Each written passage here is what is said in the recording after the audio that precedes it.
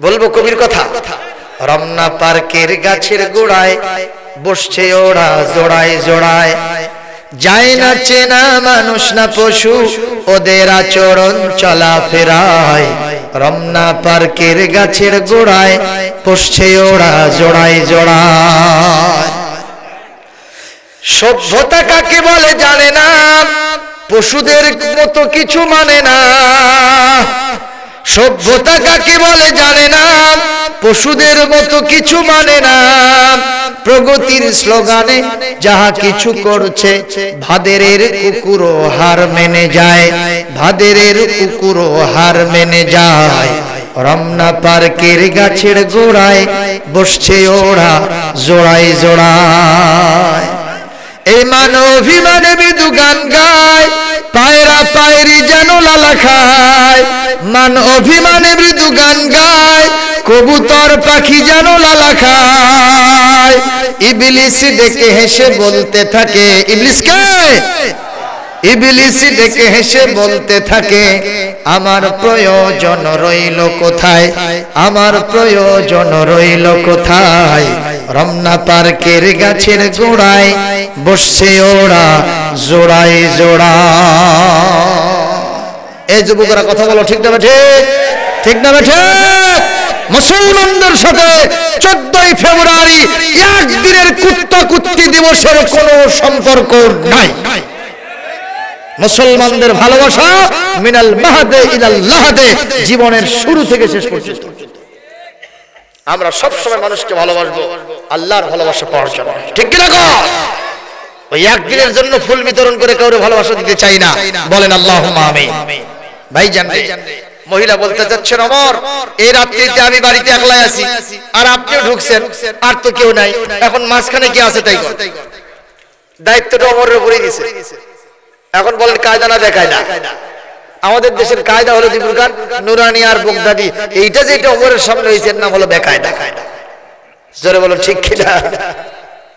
সঙ্গে সঙ্গে হযরত ওমর বললেন, মা ঠিক আছে তোমার সবগুলি কথা, মারে ও মা তুমি কোন প্রকৃতির মানুষ? বলে ওমর ও আমিরুল মুমিনিন খলিফাতুল মুসলিমিন, আপনি যতদিন মদিনার মসজিদে খুতবা দেন আপনার কোন খুতবা আমি মিস করি না, সবগুলি খুতবা আমার মেমোরি বোঝাই করে রেকর্ড করা আছে।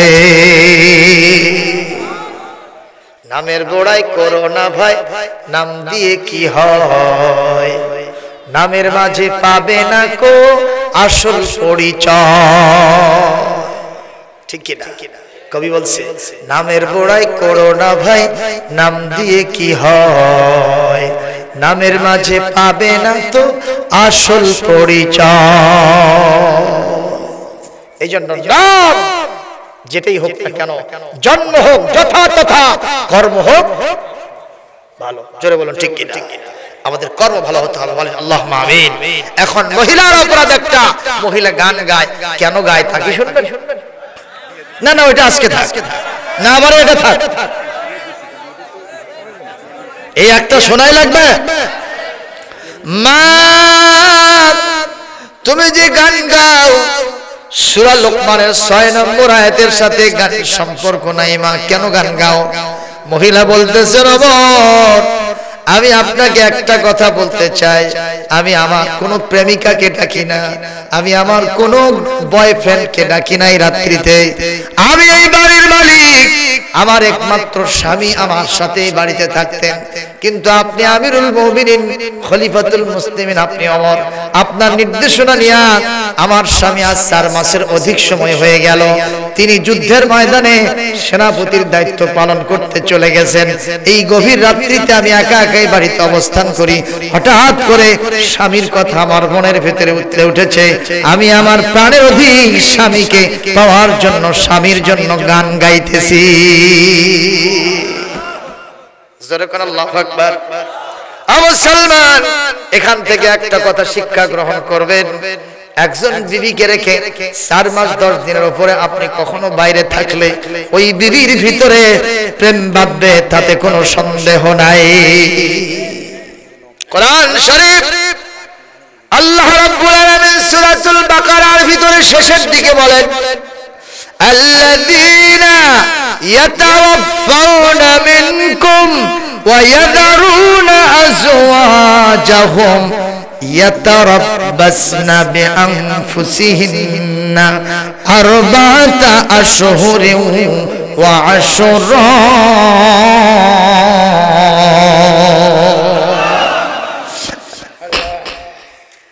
আল্লাহ রাব্বুল আলামিন বলেন তোমাদের ভিতরে যদি কোনো স্বামী মারা যায়, কে মারা যায়? স্বামী যদি মারা যায় আর যদি তার বিবি দুনিয়ায় বেঁচে থাকে, তার ইদ্দত কাল হবে 4 মাস 10 দিন। জোরে কোন কয় মাস? 4 মাস 10 দিন। 4 মাস 10 দিন পরে তার ভিতরে অন্য জায়গায় বিয়ে বসার জন্য আগ্রহ জন্মে যাবে। এই কারণে মুসলমান একটু ভালো করে শুনেন, হযরতে ওমর এক দৌড়ে চলে গেলেন আমাদের আম্মা জান, আমার রাসূলের স্ত্রী হযরতে হাফসা রাদিয়াল্লাহু তাআলা আনহার কাছে, যে বললেন, হাফসা মারে রাসূলুল্লাহর কি কোনো হাদিস তোমার জানা আছে কিনা? একজন স্বামী একজন বিবি তার স্বামীকে ছাড়া কতদিন পর্যন্ত থাকতে পারে? তখন তিনি কোরআনের আয়াতটা কোট করে বললেন, আমার রাসূলের থেকে আমি শুনেছি 4 মাস 10 দিন পর্যন্ত স্বামী ছাড়া সহ্য করতে পারে। 4 মাস 10 দিন পর স্বামী পাওয়ার জন্য মনটা উতালা হয়ে যায়। উনি এতটুকু দেরি করলেন না, সংবাদ বাহক মারফত ওনার স্বামীকে নিয়ে আসলেন আর শপথ নিলেন 4 মাসের বেশি সময় কোন স্বামীকে তার বিবির কাছ থেকে অনুপস্থিত রাখবো না। জোরে বলেন মারহাবা। ও মুসলমান, যারা বিয়ে করে দিয়ে রেখে চলে যাও মালয়েশিয়ায়, যারা চলে যাও সিঙ্গাপুরে, তুমি তো যাও সিঙ্গাপুর আর তোমার বিবি চলে গেছে স্বপ্নপুর। কার সাথে গেছে? দেওরা। কথা কয় না? এরকম আছে না নাই? ওর কোনো টেনশন নাই।